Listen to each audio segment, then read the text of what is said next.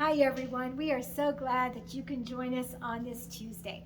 As we begin our time with you, we turn to Jeremiah 31 and the words that remind us that God loves us. Johnny Erickson Tata, one of the heroes for me in my faith, was a new Christian, and she had her first setback. She knew that she should still be able to trust God and believe in His love and expect Him to give her extra support in a time of her need, but she had two pictures in her mind that she couldn't seem to shake out of her head. The first was of God leaning against an ivory wall in heaven and pointing to the cross of Calvary where Jesus died and said, "That says it all," and then wandering off unengaged and unconcerned. She had another picture of God being like a wearied, apathetic mail order processor who had another prayer request to take care of, but really didn't care.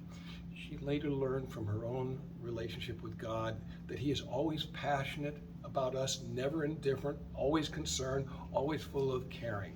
A Catholic writer named Andrew Greeley said this: "God does not wait for us to pursue us. He is always actively and vigorously pursuing us. He is the father running down the road to embrace the prodigal son, even before the boy can speak his act of contrition. He is the crazy farmer showering a full day's wages on people who haven't yet worked a second.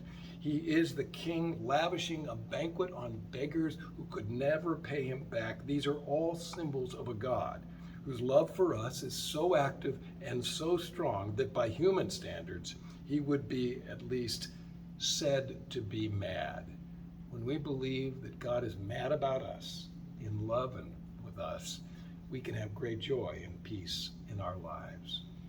So it's not to make God in our minds anything that God isn't right now. So be aware of how you think about God, what you understand about God, and realize that there's room to grow in that, and there's permission to grow in that, and God's love is going to be there with you on the journey to get from a place where you might be feeling that God is, but that's not really the fullness of God. Not that we'll ever know God's fullness in this world, but we will know God's love.